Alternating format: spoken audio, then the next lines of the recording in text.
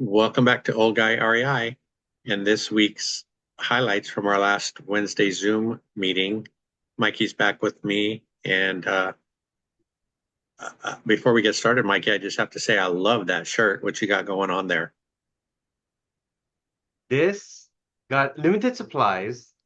I gotta say the one thing is for shirts, I love the neck stitching. Hanes, so very comfortable tee.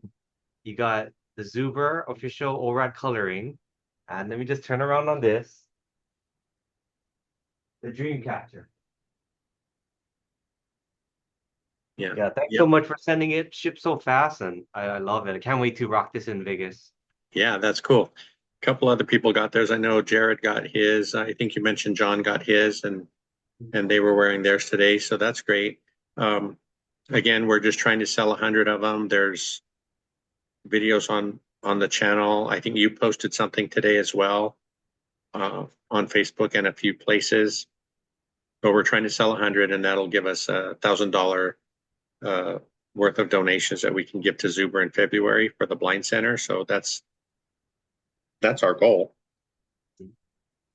Yeah, forget Louis Vuitton. Get Yeah, get yourself get yourself an old guy REI made ORAAT t-shirt. there you go. Thank you. Um, yeah, so getting to the meeting, we had a really good meeting. A couple of new people joined in, and one was actually here in California where we're at, and he's a contractor and he's doing the house hacking and has a few duplexes. And he was talking about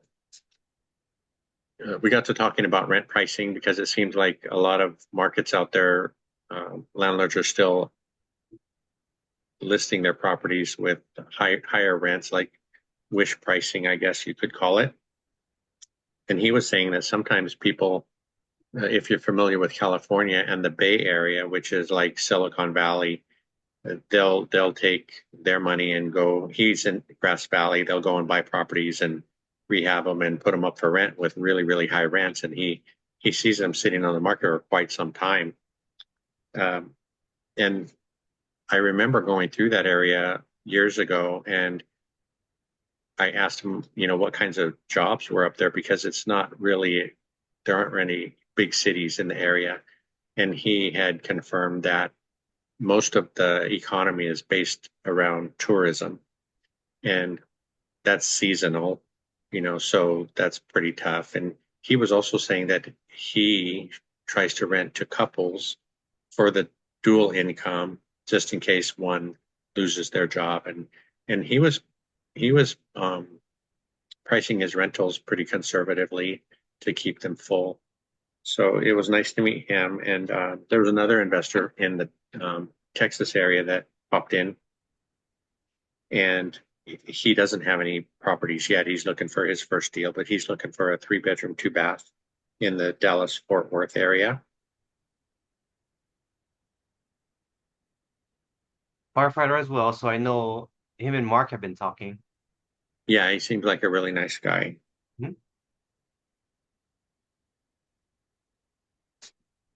Some of the other stuff that came up, talking about vacant units and things. One of our fellow investors had a property in Lake Havasu, and she was telling us a story about the tenant that she just had to let out of a lease because they said their child had really bad pet allergies. And I guess the tenants before them might have had a dog. So instead of uh, arguing about it and maybe creating bigger issues, her property manager had just suggested that she let them out of their lease. And she was wondering how to move forward, that knowing that this happened. And some of the other people in the group had mentioned that from here on out, she might want to make that a well-known um, topic that there have been pets in the units before, and some even suggested that she cater specifically to pet owners. And I thought that was a great idea. Do you allow pets in your units? I do. Yeah. I'm glad she brought this up because this was the first time I heard of it. So it's kind of good to know if I do have a unit with pets. maybe, and then there's a turnover, maybe just have that, just mention that there was pets before, so for the Yeah, allergies. and people had asked, if she had a really good cleaning done before the new tenants, but then somebody brought up the fact that Matt had talked before about no matter how well you clean a unit, you can't get all of the pet hair or pet dander, or whatever it is that causes the reaction. You can't always get that all out. So it's best just to make sure when you're uh, putting a place up for rent that everybody knows that you allow pets. Yeah, and I know Matt had mentioned at that house that he bought, it has a horsehair plaster. I wonder Mhm. if that you get pet allergies from that. Yeah, I'm not sure. I don't know because they used to make brushes out of horsehair Yeah. back in the day. That's it. That's a good question. Might have to Google that one. And Robert popped in to ask a question about cutting a door in his unit, so we were able to help him with that. And Um, you have cut in your lifetime as a contractor over 500 doors? yeah, I would say at least Wow. 500 doors. And there are, some, it depending on how the door's made. Luckily, his was all solid wood, so there wasn't an issue because I think he mentioned he was having to cut off 3 inches, and that was a solid door, which is nice. If you're trying to cut a hollow core door 3 inches, it only has solid material in the bottom inch and a half, maybe. If you cut more than that off, it's hollow. So then you have to take a piece and fill it, glue it in Oh. and fill it, and that's kind of a headache. Yeah, that was some great tips and tricks. And even Cassidy was jumping into with his recommendations. So Yeah, with all the tools that you could use and all, yeah, that was great listening. yeah, we love tools. Yeah, and it's nice to have another contractor in the group. I was thinking that the other day that besides Matt, there aren't really, I haven't heard of many people talking that language, so that was cool. One of the other people in the meeting was talking about he's under contract, supposed to close soon. Sounded like a really big house. Ricky said it was 4 bedrooms, 2 bathrooms, and it's just one single older woman living in the house. Yeah, But yeah, um, but he was wondering because he wants to do the binder strategy with her to get the rents closer to market, and was asking the group what they thought. And a lot of us were, because he says he'd like to keep her because she pays on time and everything like that, but she didn't have a deposit with the current landlord. So some of the people had suggested having her, keeping her for a few months because she is on a month-to-month lease, making sure that the rents still come in on time. And if he did the binder strategy, maybe work in a small fee each month and to build up a deposit. And then, over the year, she could come up with a deposit amount. And but then he said he would feel bad if she couldn't, and he would feel bad having to have her move out. But then a few people reminded him that it's a business, and not that you need to be heartless, but I think Matt had a good example in the past where he tried to help a couple stay in their home, and then it just went sour after that. And I know you're going over turnover right now. Turnovers aren't fun. They always seem to cost a few $1,000s at least. Did they start on your rehab?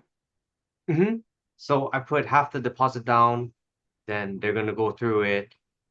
You kind of looked over the list with me, and once everything's complete, then I'll pay the final portion of it. And are they uh, easily going to supply photos for you of the finished work? Yeah, so I've liked working with them in the past because they have the before and after pictures and they kind of document from each phase and each stage that they do. So I really like their documentation. Okay, good. Yeah, when we looked through your list of repairs, we were thinking that the stove would have to be replaced, but did you say they thought they could replace the door, which was the broken part?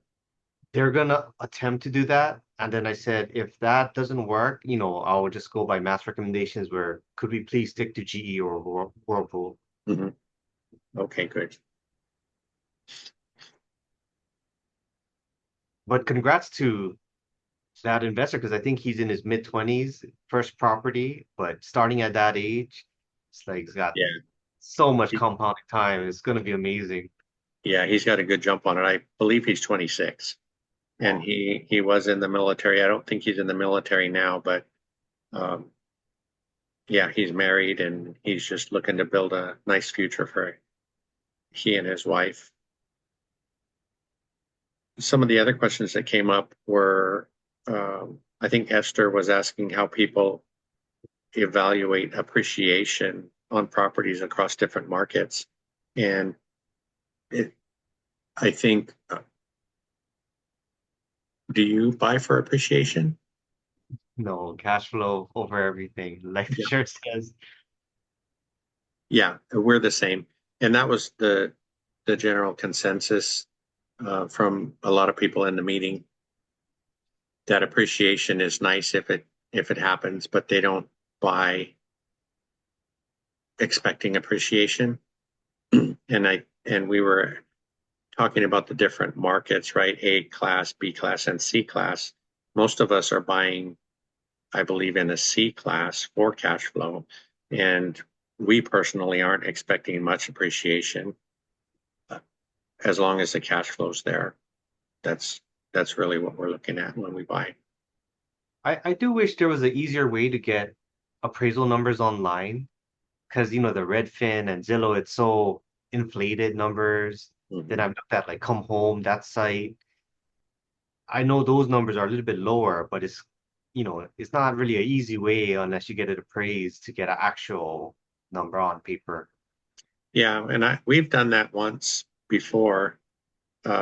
We bought a property cash for 60,000 there in Illinois, and I just I got an appraisal just to make me feel better, to make sure that the value was there, and it actually came in just $3,000 higher, but was $63,000. So that was good news, and I know that can always change. It can go down, depending on the market, but at least when we bought it, the value was there. Nice. Yeah, because if you're putting a loan on the property, then automatically that has to be done. But when you're paying cash, it's not a requirement. And two, when you're paying cash for a property, you don't even have to have insurance legally, or technically, I should say. But I think I was thinking about that the other day. I think you definitely want to have insurance because in case somebody gets hurt or something like that. But I know a lot of homeowners, there was a couple in Florida that their insurance went up to $8,000 or $9,000 a month. They owned their property outright, so they just decided not to buy homeowners insurance, and they were putting the $8,000 a month that they would have sent to their insurance company. They were just saving that each month, and pretty soon they had the same amount it would cost to replace their home anyway. So I was surprised to hear that, but that's a real thing. Oh, yeah, and even me looking over insurance estimates, I was budgeting kind of more compared to the first two that I had. Then when I'm actually getting actual quote numbers, I'm realizing it's much higher this time around. So that was a mistake on my part. I should have budgeted a little bit over just with how insurance is going, because it ended up being, a couple hundred more than I had budgeted for. Yeah. And it's nice. We were just talking a few minutes ago about how nice it is to find an agent that's fast. When you're looking at buying a property, to get a quote in an hour or two is really helpful. It'll help you solidify the numbers that you're thinking you're going to get on the property, or make the deal not work, and then you can decide whether or not you want to pursue it.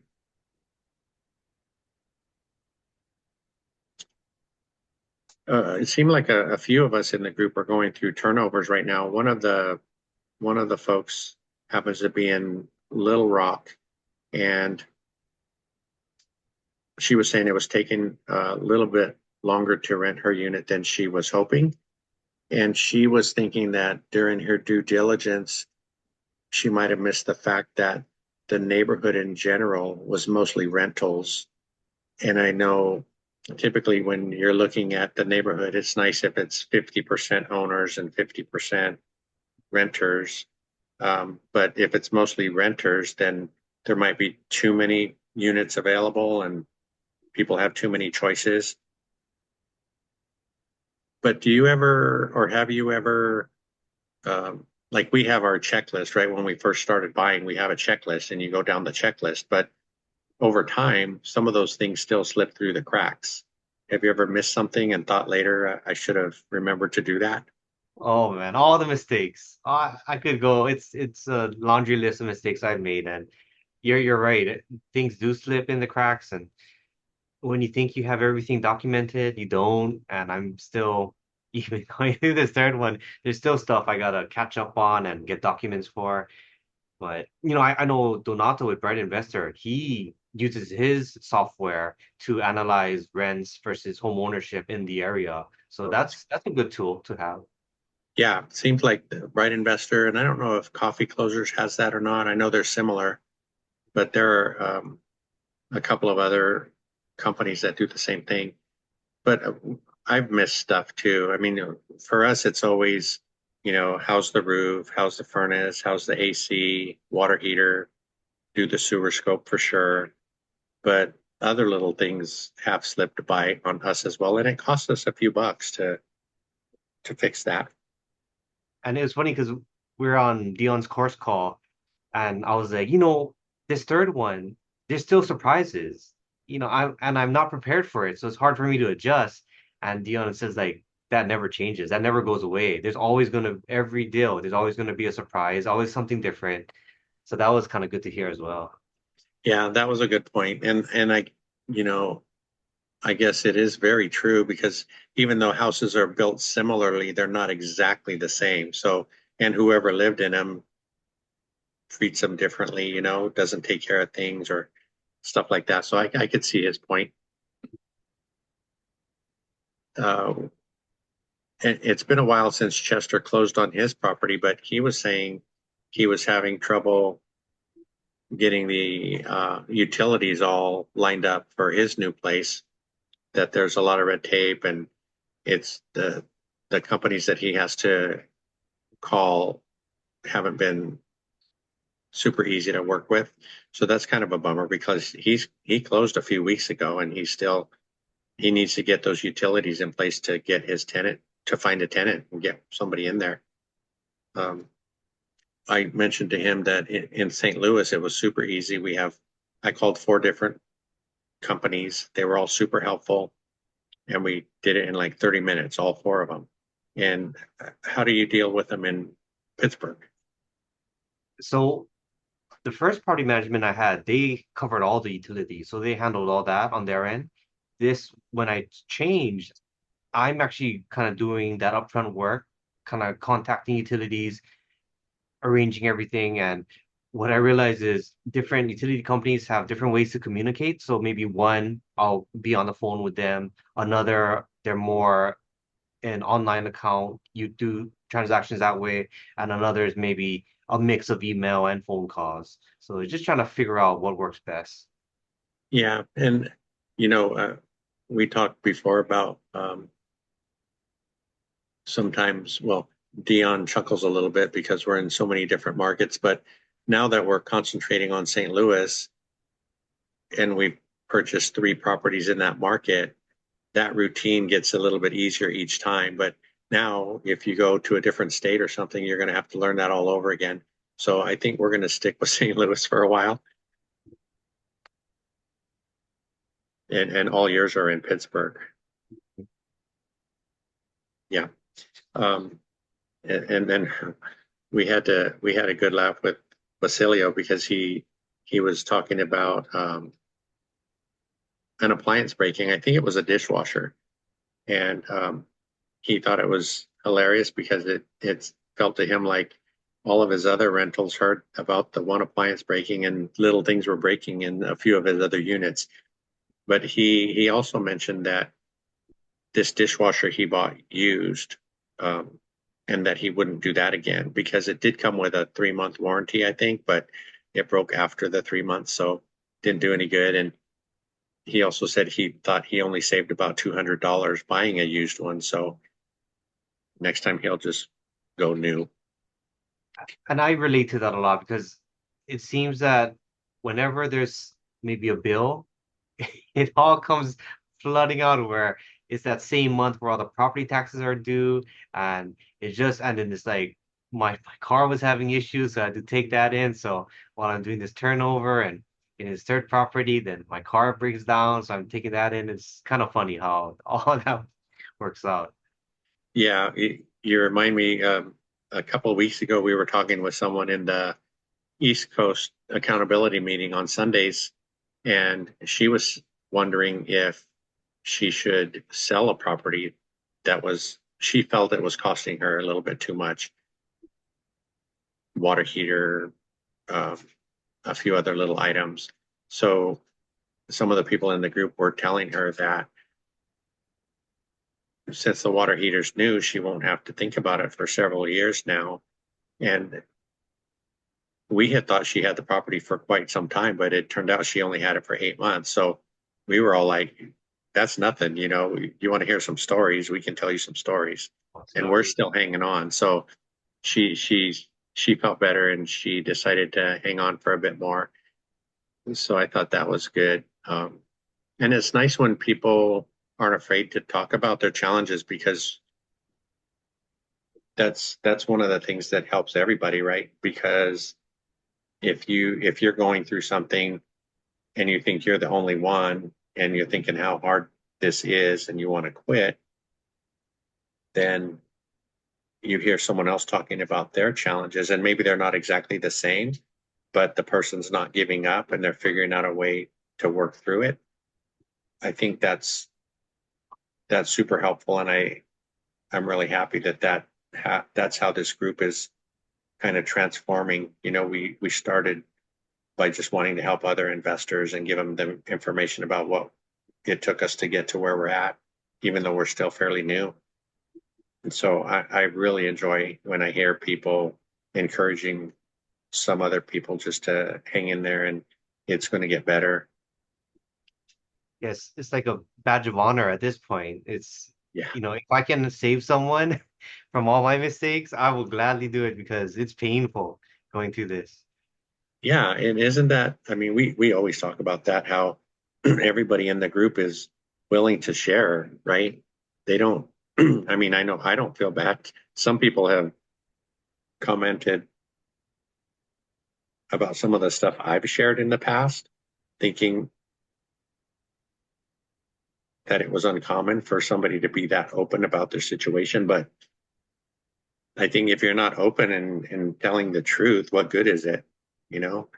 And maybe somebody out there could help me to help me do better on the next few purchases and stuff like that. And the funny thing is, you can look back 5 years from now, then come back maybe to one of the more harder videos to record. You can laugh at it 5 years from now because all that compounding over time, Yeah. it'll make it like non-existent. Yeah, it is kind of funny. I don't I don't know how many videos we have right now, but I've gone back to look at some of the ones in the beginning and just about some of the stuff I was talking about. And like you said, is super different now. And you do have to chuckle about it because it's only been three years since we bought our first one again, so, and we talked about that too because the guys Zuber talks about the 5 years of suck and everything in the beginning, and some people were asking when does the 5 years, you know, when is the 5 years over? But in the beginning, if you're buying a property every year, the 5 years keeps going with each property. Maybe the first one after 5 years, but then you still have four more to get the upper hand on. So I thought that was funny. And there's another investor that said, I've hit my 5 years and it still sucks. What now? I guess everyone is different. Yeah. And two, I mean, people have different levels of tolerance, I guess, because something that's really, I don't know, really challenging, just say you have a vacant unit for 6 months or something, that's a challenge. But having to buy a water heater next month, to us, that's like nothing, right? I mean, we're almost happy, like Dion says, because now you're good for 10 more years at least. So it just depends on how you look at it. One of our other friends, Harrison, was thinking he needs a French drain in one of his properties, and it's about 8 hours away from where he lives. He's actually thinking of going to do it himself because of all the estimates he's been getting are super high. And I think they're really high too. It's only 30 feet, maybe 16 to 24 inches deep. And he was getting, $6,000 bids and things like that. That just seems way out of line. So he might take the drive and go do it himself. For you as a contractor, if there's a job you don't want to do, is do you do that where you'll have you'll have the quote really high and then say hope that they don't take it, the customer doesn't take it? Me personally, me personally, no. Maybe in the early years, but now I'm just upfront with people when like somebody calls me and they'll ask me if I do something, right? Say they need a roof and I don't like doing roofs anymore. I'll just let them know I don't do roofs anymore, but here's the roofer I work with. And it's been hard sometimes because I work with a lot of agents in the area, and in this area near the beach, there's a lot of condominiums and townhomes. And I've just decided I don't want to work on condos anymore because if we're doing plumbing and all of our stuff is kitchens and bathrooms, right? So if we're remodeling a bathroom and we have to do plumbing and we need to turn the water off, you have to shut the whole building down. And you have to notify all the tenants, give them 48 hours notice, and you can only have it off for 2 to 3 hours. So, and sometimes the property managers don't even know where the water shut off is. So, and now that I'm old, I don't like to carry materials up 2 or 3 flights of stairs. A lot of times the elevators are too small or they won't let you take materials up in the elevators. And the parking is always an issue. You got to park 3 blocks away, and I just don't do that anymore. So I'll just tell them no, you know. But I know some other contractors and they'll just jack the price up super, super high. And if they do get it, they're happy because they're going to make the money that, to pay for the problems or the challenge, I guess. But yeah, I've learned over the years, it's just easier just to say no right up front if you don't Yeah, want to do something. yeah, you heard it here for all those Californians out there. You want a good contractor, reach out to Frank. He'll tell it to you straight at least. Yeah, I still got a couple of good years left in me, I think. Um, we have been talking over the last couple of weeks about that video with Zuber and Anna Kelly talking about helping young people get started, right? And that when they're in their late teens, in high school and early college, they're so close to being able to retire early before they have kids or before they buy a house and different things like that. And some of the people in the group were just commenting that they didn't get any of that kind of education in high school. You know, when I was going through high school, they did have a class that you could learn record keeping, like for your personal self, how to write a check. Yeah, we wrote checks back then, but that was about it. There was home economics, that they would teach you some things like how to cook, how to use a stove, how to do things around the house. And then they had wood shop and things like that. If you went to a school that had a vocational program, they could teach you how to work on cars or do plumbing, but there's none of that anymore unless you pay for like an apprenticeship or something. But yeah, he was saying he was in the same boat. He's not that old, but there's none of that stuff in high school anymore to help the kids understand about finances and how they could be retired by the time they're 25, and I know I wasn't in that kind of mindset. I should have been around 25, but it took me till I was 45 to realize something wasn't right. I didn't even get serious till 36. So I had to get out of debt before I even hit 36. So So, I had to learn from Dave Ramsey, and then that's kind of started my journey. yeah, I remember you saying that. So yeah, and so Dave Ramsey is a good jumping point, right, to get you started, help you save, help you knock down your debt, and then people kind of transition away from him because he doesn't like to put debt on assets and things like that. He's like, you shouldn't have any loans or anything. Um, Total Money Makeover. I love that book. yeah, is that his? Hmm. Okay. That was a big stepping stone for me, at least getting out of debt. Yeah, I think on some of the stuff that when we started looking around to help us with our financial education and building a retirement, there was a lot of good content. You and I have spoken about Rose Hahn. She had a lot of good videos out in the early days. Meet Kevin, Graham Stephan. I I listened to them a lot in the beginning, and people talk about Kiyosaki, and in the beginning, reading that book really helped me a lot. But over the years, it seems like he kind of went off the deep end. He's not making sense anymore. And two, with Dave Ramsey, because if you drop into one of his shows these days, it's like he's usually yelling at somebody to stop being stupid or stop doing something that they're doing. So that was kind of a turnoff. But I know his earlier stuff uh, and the beginning steps of his, I guess his maybe it's mentorship are really valuable if you have a lot of debt things to get the ball rolling. We've also, Mark brought up a topic too that we've been talking about recently, and he's actually going to be, I think he already moved back in with his parents. They're older, and he's moving back in to take care of them. And he was wondering what to call that process, and so he was asking for names. I know you had reached out to on AI to get some suggestions for him as far as what you call it. But that night, a couple of us mentioned like boomer hacking and multi-generational hacking.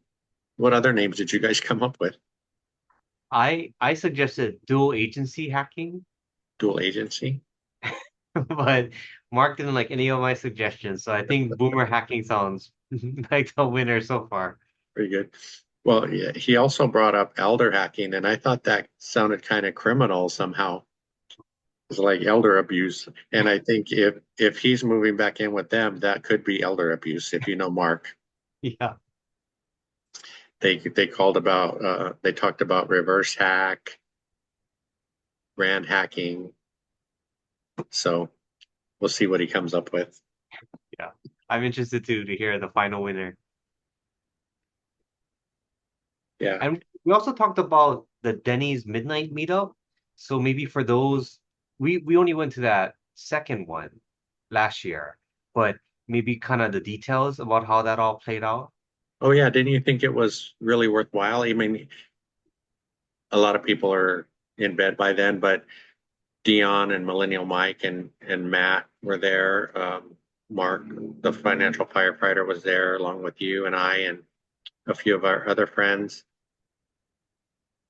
And it worked out really nice. I didn't know what to expect, but they just pulled a bunch of tables together and everybody was just chatting about what they were doing. And I got a lot of great information from Justin Cambra. He's a big time investor in the Wisconsin area, in Milwaukee specifically, and we have a duplex there.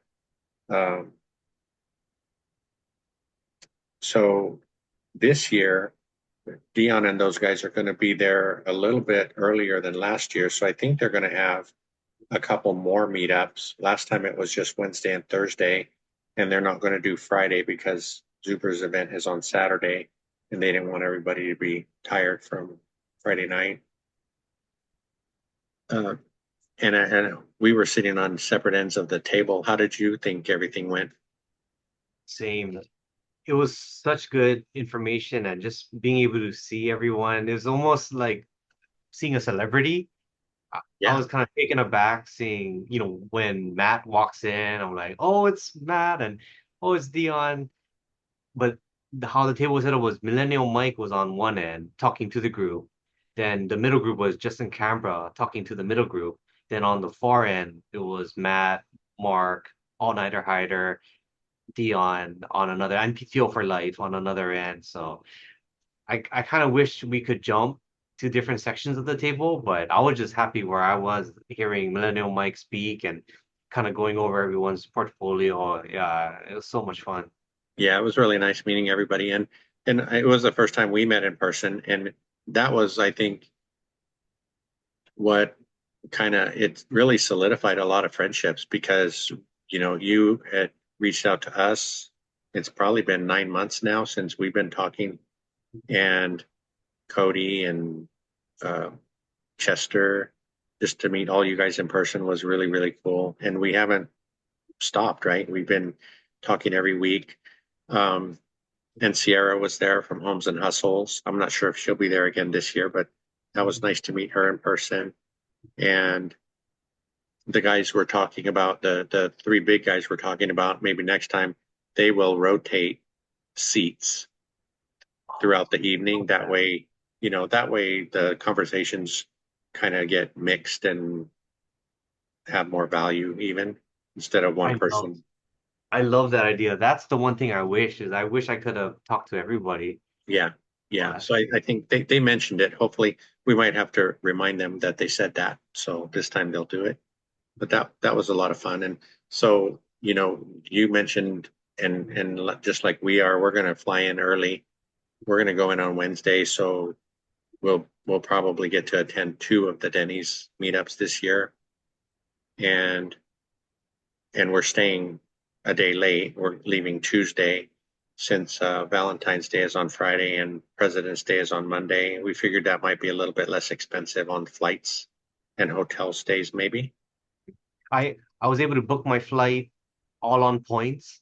So so this time I spent about 44,000 points on Southwest. Last year I had spent 60,000 points. So I think when Matt was talking about now's a good time to kind of get everything settled, I think he's right because, Yeah. I saved a lot of points just getting this flight. Yeah, I definitely wouldn't wait till the last day, like Mark.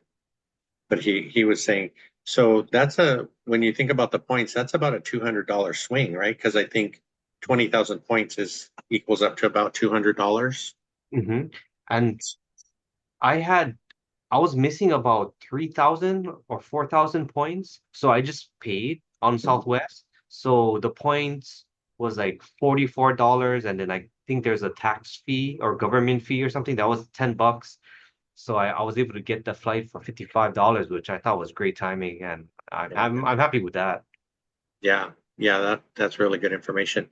And I think I was gonna I had asked Cody before to give me some pointers on the using the points because I opened up a couple new credit cards this about 6 months ago so that we could use the points for travel and um, when we buy stuff at Home Depot for our jobs, they'll give you gift cards. So I'm able to then I use the gift cards to buy the materials and I'll use that money and put it in our account to help pay for our room and stuff like that. So this year, and plus this year we're staying someplace different, so that should be quite a bit less than the Venetian, although it was beautiful there. Um, it was kind of expensive.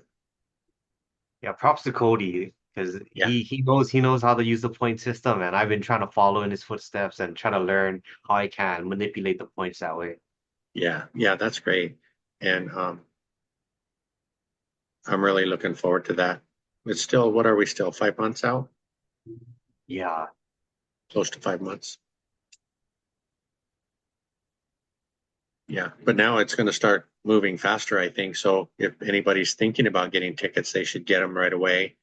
I think Zuber said they sold around 100 or so. It might have gone up since then. But and then he was also talking the other day about he needed to make a decision if he didn't think he was going to sell all 400 tickets, that he was going to take some tickets back. Oh, So it would drop to 300 or something like that I see. because it costs him a lot more. He's paying for 400 and something people to be there and eat and everything. And if he didn't sell 400 tickets, then he's paying all that money for nothing. So he had a decision to make. And I think there's just a few more days for him to make that decision. So the ticket count might drop. Oh, I see. Okay. Were you planning on bringing merchandise, I think shirts? I think we're going to be able to bring a few shirts with us. Okay. Um, we'll see. I'm hoping people order soon because it takes a while for the printer to get them to us. And if if we have a few shirts left over, I probably would bring those, but the sizes will be limited. Yeah, limited supply, so it'd be better to order now, but you'll have some on hand just in case. Yeah, and we'll put the link in this video too, so if people are able to, or if they want to buy one, they can. And you just have to put whatever size you need, and it asks for your address. And as soon as I get that, I can send the shirts out. Mhm. And also oldguyrei@gmail.com can also reach out there too. Yeah, thanks for that. Mhm. All right. Well, that's cool. Well, we'll do this. Look forward to doing this again with you next week. Sounds good. Let's do it. All right. Thank you. Okay, thanks.